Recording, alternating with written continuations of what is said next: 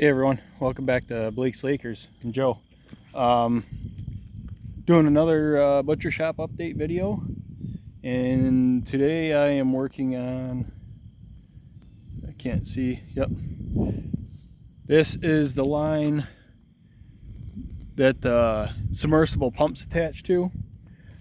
So I'll flip it over here in a second, but everything is attached. I got this attached last night. I didn't film it while I was doing it, but it's 1-inch water line. Right down here below me is the pitless adapter, and there is a 1-inch T-handle that is screwed into the top. So your pitless adapter is how you attach your water line through the well casing. And I'll flip that around here and I'll show you what I got going on with that. But our well is 105 feet deep. You want to keep your submersible pump, say 3 to 5 feet off the bottom, so you're not sucking up any sediment. I went with 5 just to be safe, minus how deep the water line is actually in the ground, where your pitless adapter is. So yeah, the yellow wire that's on here, that is 4 submersible well pumps to go in the casing. At the other end, it's taped up now, but what you use is crimp splice kit, 4 underwater underground connections, and it has shrink tubing, and inside that shrink tubing, as you heat it up, it actually has a sealant in it that oozes out each end to make a watertight seal on your connection. So you can see here on the pitless, this piece, there's a piece that's down in the wellhead I didn't get a picture of. I will add a picture of what they look like complete put together.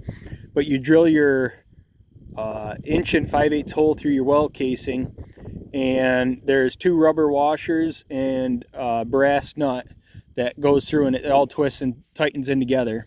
And then inside of that, there's a slide on the inside of the well casing. This slides in and locks in. That's what that rubber gasket seals against that. I've already put a little bit of grease on that. I'm going to put just a touch more as we get it closer to being down inside the well as we lower it. This is the wire. Now this is marked on it for your ground and your 2 hot leads, because this is a 240 volt pump. So there is inside here on all my connections, I ran pipe dope and thread tape as extra precaution.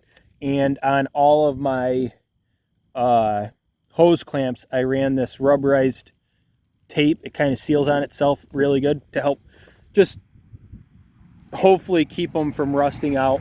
They are stainless clamps, but I'm doing everything in my power to keep things good for as long as possible.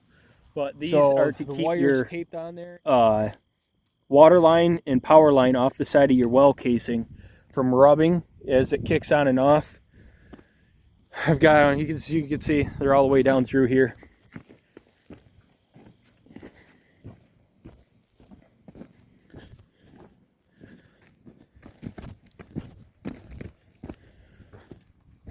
So we get to this end. What I have right now to start is, I had talked with the guys at the place I bought this from. It is a Gold's 1/2 horse pump. For the usage that we're going to be using in the distance, they thought this would be more than enough. 240 volt, and that's how I have it wired. You can see I use that rubberized tape all the way around here. I wanted to make sure it is as watertight as possible. It's never going to be perfect, but with those shrink tubing and then this tape, it just another step ahead. Like I said, brand new pump. Gold's is probably one of the best brands that we have in our area to use. Very, very good quality products. That's what my pressure tank and everything inside is also. This is called a torque arrestor.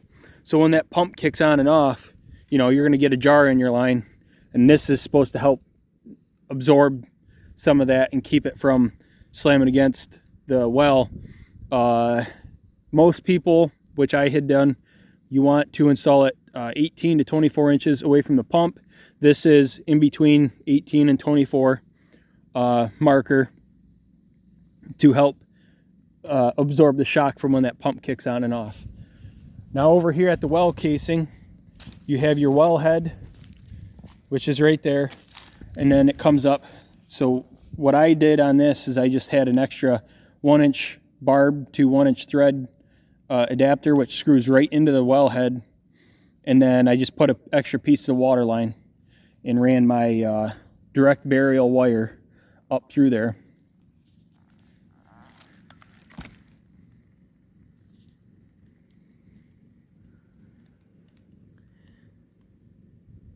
It's going to be really tough to see down in there, but that is the pitless adapter that ties the water line in underground from the well into the building. Now we are into our utility room. It is a mess in here because we got a lot of stuff going on right now, but I've got it tied in. I put a 3-inch PVC pipe in the ground, and it 45s over and out as a sleeve. I will be sealing this off just to mitigate anything possibly coming up through there. Don't think it'll happen, but never can be too safe. Every joint, as you can see, is double clamped with these stainless steel clamps on this all the way down. Same thing out on the pump end. So it comes up through brass 90 here, brass 90 here. This is the wire that goes out to the well, and that'll be wired into your pressure switch. And everything in here has also got thread tape and pipe dope on every joint all the way through here.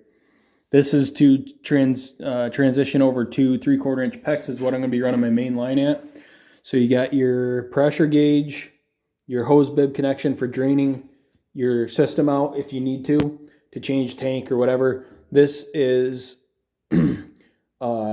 pressure relief. So if for some reason something fails and there's too high a pressure, this actually will open up and relieve the pressure in the system hopefully before it basic 30-50 pressure switch.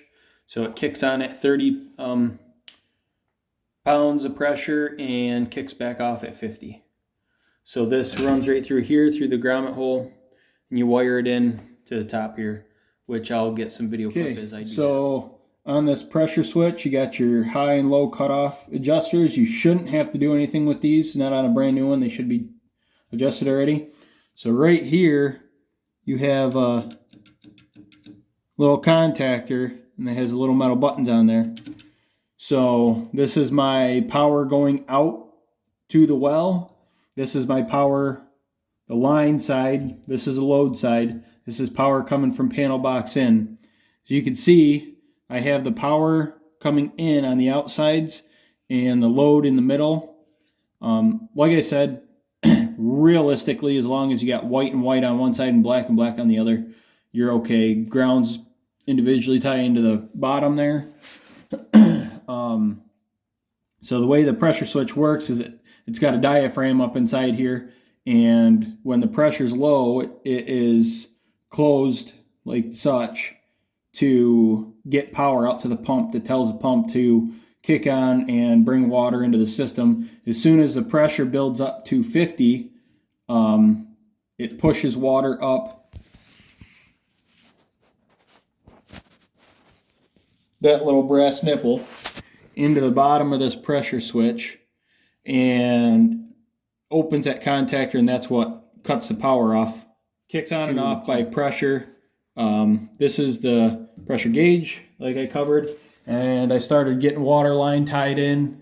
I decided not to paint the utility room right now.